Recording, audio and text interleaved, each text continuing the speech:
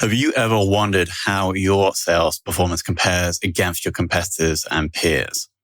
The B2B Sales Benchmark Report provides the definitive guide to what success looks like in 2021. See how you compare in terms of win rate, sales cycle, average deal value, relationships, and engagement.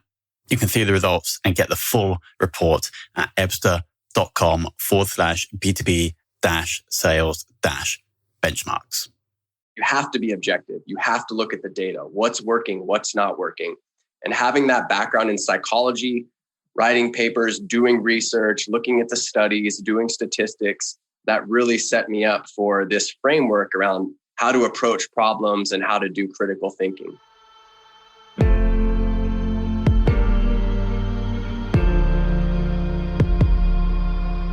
This is Sales Ops Demystified, the number one most downloaded podcast in sales operations. We invite the brightest minds in sales ops onto the show to deconstruct the what, why, and how behind rep productivity, forecasting, metrics, and all things revenue. This podcast is brought to you by Ebsta, a revenue intelligence platform used to identify risk in the pipeline and score customer engagement, and is sponsored by the Global Sales Operations Association and the UK Revenue Operations Network.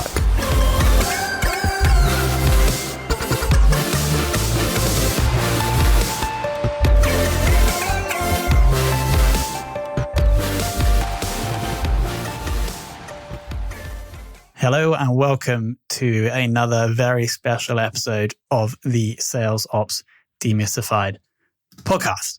Today, we're joined by Joe Booth, who is the VP of Sales Operations at Secure Auth Corporation. Joe, welcome to the show. Thank you, Tom. Happy to be here. So today, we're going to try to understand Joe's journey from sales into sales operations, and then we're going to try and break down the Secure Auth sales ops. So let's kick off by understanding, Joe, your journey into sales ops, because I understand that you have sales experience previously. Yeah, I started off as a BDR, a business development rep at Oracle, long time ago, about a decade ago. So cut my teeth, smiling and dialing, picking up the phone, cold calling every day. We were given basically an account list, and you just started calling. None of the fancy tools that our SDRs and BDRs have today. I'm very jealous that they have so many things. But I did that for a couple years and then became an inside sales rep and then eventually an outside sales rep. And I did that for many years as well. And then I got into a little bit more on the training and operations side, starting to put together programs that were strategic for the company that I was working at the time, developing specific sales plays that we wanted to scale across the organization. And we had good success with that. Then eventually I took over all of sales enablement globally for the company. And that I did that for many years too. And then about 7 months ago, I had the opportunity to run a sales operations department and business development department. And that's what I'm doing today. So started off as a business development rep, and now I'm running business development reps, and started off selling. And now I'm the one that's designing comp plans and territory structure and all that fun stuff that I never realized was as time consuming and difficult as I thought it was when I was a rep, when I just got handed a paper and a territory that I was told to go sell into. There's so much in that answer. The glory days, they must have been incredible, just smiling and dialing at Oracle a decade ago with no sales tech to help you out. The company where you made the transition, that was Aptus, right? Yeah, that's right. So my question is, why did you, because you probably had a big enough role in the sales, in actually doing sales, well, how did you get almost diverted into doing those training sessions? How did that happen? Was that just because you thought you would enjoy doing it, or someone asked you to do it? It was a little bit of both. So I was having success hitting President's Club year over year. And the second year at President's Club, our SVP of sales approached me, and he said that some of the things that I was doing that were specific to my region and the competitor that I had a very high win rate against. He wanted me to put together a program that we could teach to the other sales reps. And I love the idea of being a force multiplier within an organization. I love the idea of helping my peers be more successful, make more money, build more confidence within themselves. So for me, I looked at it as an opportunity to advance my career more into management, which is the direction that I wanted to go, but also to help more people and have a broader impact within an organization, which aligns a lot with the values that I have of wanting to be a servant leader. So we developed a competitive strategy that I then started training reps on and getting involved with the deals. So I was still talking with customers. It was still very, very much a customer-facing role.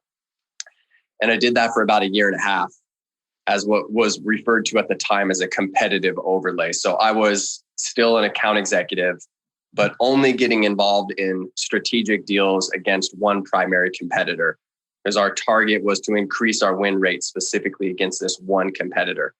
And once we had that framework figured out, then we started to scale it across some of the other primary competitors that we had.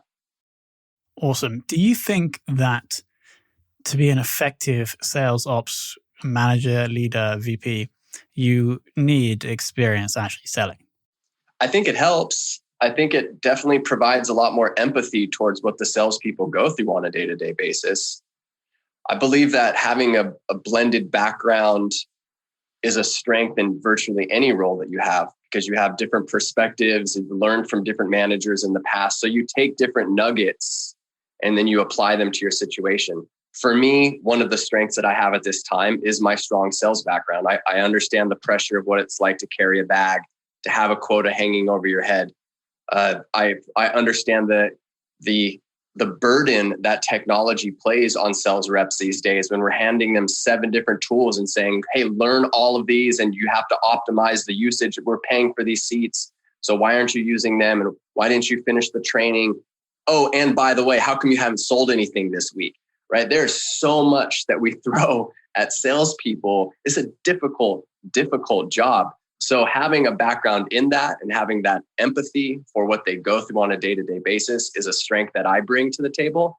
However, there are a lot of sales ops leaders that come from a finance background whose strength is the reporting aspect and the analysis and being able to work very seamlessly with their CFOs and their finance counterparts. And that's an area that I'm trying to develop myself right now as I make this transition from being a quote unquote sales guy for most of my career into being more on the finance side of being able to look at the numbers, show week over week reports, being able to provide board reports, all of the stuff that really is the engine that makes a company work is sales operations. But a lot of that has to flow through finance. And people that have that finance background, that come from finance, I think they bring a lot of strengths to the role that are areas that I'm trying to develop right now myself. Makes sense. You have both undergrad and postgrad experience studying psychology. How has that helped you? It's very clear how that could help you in the sales world. How has that helped you in the world of sales ops? I think it goes back to critical thinking, being able to understand problems, dissect them, and work on methods to solve problems, test, hypothesize, analyze results in an objective manner. In the sales world, you hear this terminology around, well, what are your instincts telling you? What does your gut say? That does not work for me. I think that instincts and guts are just those are you tapping into patterns that might be subconscious that you've learned to read over a lifetime of working within those patterns. So they're still just patterns that can be evaluated and then deconstructed to figure out what's working and what's not. So for me in the sales ops world, it's the same thing. What's working, what's not? How do we deconstruct that? How do we think objectively about the data? When we look at what salespeople are doing, we can't just get caught up in the fact that, hey, this guy's a great guy. Look, he's so much fun when you're on the phone with him. Because salespeople are excellent communicators. I mean, they are literally professional communicators. And when you look at the average tenure that a salesperson has in their role, it's usually a year to a year and a half in the software industry. So that means that every year, fiscal year that a company has, they're turning over almost their entire sales force, if you look at it statistically. Now, it doesn't really work out like that. It's usually about 50% of your sales force turns over year. So you cannot make personal connections with these people and want to hold on to them just because they're nice guys. They are nice people, which is great. They're going to go find another job somewhere else, and we wish them all the success. But you have to be objective. You have to look at the data. What's working? What's not working? And having that background in psychology, writing papers, doing research, looking at the studies, doing statistics, that really set me up for this framework around how to approach problems and how to do critical thinking. Awesome. Now, could you explain a little bit more about the sales function at SecureAuth? So how many reps, how they're broken down, and how many people in the ops team? Yeah, we have about 50 sales reps of various types. So we have our SDRs, which would be our sales development reps, kind of like what I used to be at Oracle back in the day, when you have your prospecting efforts, you're dialing for dollars. And each one of them is assigned to 3 or 4 account executives. So we've got about 20 account executives. And then these are all outside salespeople, or they will be outside salespeople once we get through the COVID knothole and we could start seeing people in person again. We have about 7 sales engineers who are technical salespeople that are doing a lot of the deep dive discoveries, technical demos, a lot of business validation when it comes to the environments that we sell into from an application standpoint, because we are a technology company. And then we have channel account managers as well, and a couple of inside sales reps that are focused on the lower end of the market, as well as all at those various levels. So it comes out to be about 50 salespeople that we support. And our sales ops team is pretty small. It's myself. We have one application manager that's in charge of Salesforce and several of the other applications that we run on. We have a sales ops coordinator that does all of the provisioning and some of the reporting that goes to finance. And then we have one sales enablement person that's in charge of all the training for our global sales force. Awesome. So ratio 4 to 50, which I think is about in line. I track this around I've tried this with various different guests, and I think the average was about 15 to 1. So we're just about, actually we're maybe slightly 1 to 12, I think, 1 to 13. Anyway, great. You mentioned a couple of times, Joe, about training. Specifically, this is how you first got into the world of sales ops. Can you share more about the training or learning programs that have been effective at SecureAuth? Yeah, you bet. So training is critically important. It has to be a nimble function. I think one of the issues with sales enablement or any corporate learning and development program is being able to have long-term training programs and a long-term calendar that is also flexible enough to pivot with the demands of the business. A perfect example would be COVID. You go in with the beginning of the year with this mindset where you're going to have a salesperson, a sales kickoff in person. You bring everybody to it. You also are going to have a second half sales kickoff that you bring everybody to, live events. And then you do all these new hire trainings every month, always in person at our corporate headquarters. And then we do weekly or bi-weekly company calls where we're training on whatever the relevant topic is for that week. So we try and plan all of that stuff out in advance. But obviously with COVID, couldn't do any more of the in-person events. So we had to pivot there. And then with the weekly training, we felt like Zoom fatigue was becoming too much of a burden. So we wanted to start doing bi-weekly and start making the trainings more impactful, as opposed to just kind of something that we could send an email about or provide a recording on. And we're really fortunate. We've invested in some great tools in our sales enablement team that allow our salespeople to go on and do bite-sized chunks, on-demand learning. That way they can get the information when they need it, as opposed to trying to teach everything at new hire training and then they forget it, or trying to teach everything at a week-long sales kickoff and then it's never applied, so that information is lost. So the training programs that we found that have been most effective at SecureAuth are the ones that are on demand and bite-sized and relevant to the business context that problem that person is trying to solve for. So what we've done is we put together a lot of what we call like micro learning series. Like, for example, If you're up against a specific competitor, you would be able to quickly pull up information that has just very bite-sized chunks that you could even pull up on a call to talk to a prospect about. And then if you want to go in and go a little bit deeper on that competitor, then you could watch a few 15-minute videos or 5-minute videos. And these are the kinds of things that allow people to drop in and drop out as their schedules allow and as the demands of the business really dictate. That was like a masterclass for sales training. Just to confirm and clarify the three things that training must have to be effective. So it's on demand, relevant, and was it micro, the third part? Yeah, the micro, or bite size. Yeah, exactly. Yeah. And that's really important because we're dealing with multiple generations in the workforce at the same time. So you have all of these baby boomers that are kind of on their way out. These are the people that are like, all right, I'm done. I just need a few more years and I'm done, right? Just trying to get my last kid through college, right? I hear that so much. We've got salespeople on our team that are, in their 60s. And I know that they're not going to be as hungry and as driven as the person that has a couple of young kids trying to afford that mortgage. It's different stages of life, and we're all going to go through that. And I'm vastly stereotyping here when it comes to the personalities of the different generations. But the one thing every adult has in common is we don't have enough time. I don't have enough time to do a 1-hour training.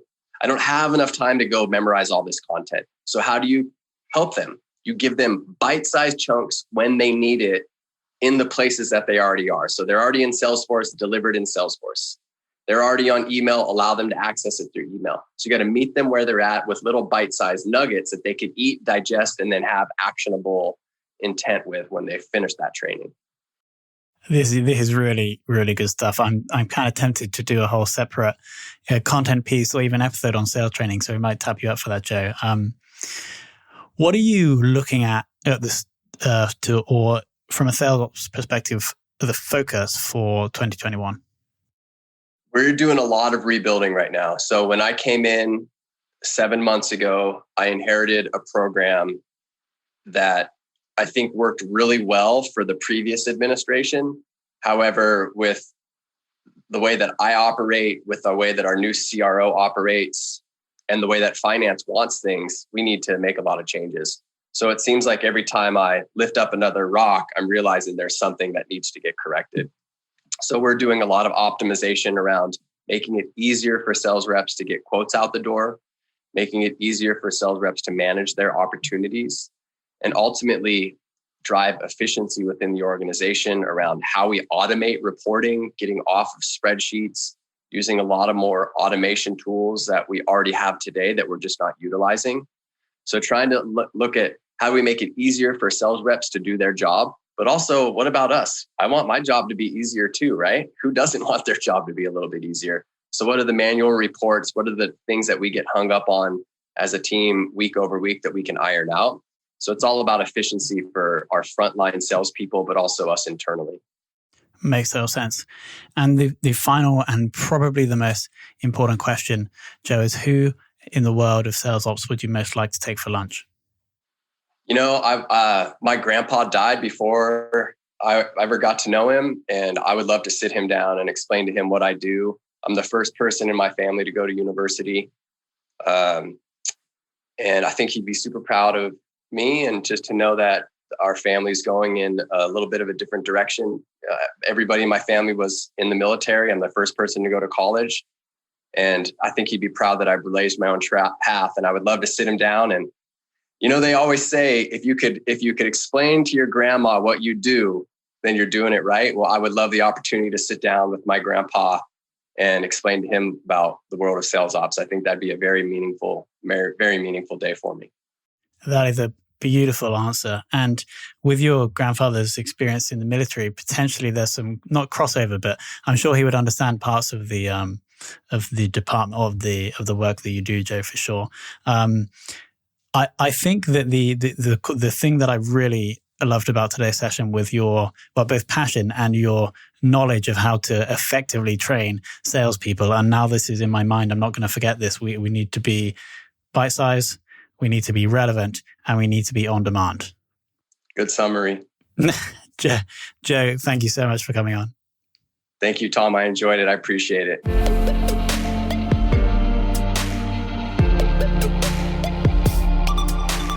Thank you for listening to this episode of the Sales Ops Demystified podcast. If you are listening on a podcast listening application, then please subscribe, rate, and review. And if you have any questions about the show, if you know a guest, or if you have any questions about sales operations, just hit me up at tomhunt@ebster.com. That's tomhunt@ebster.com.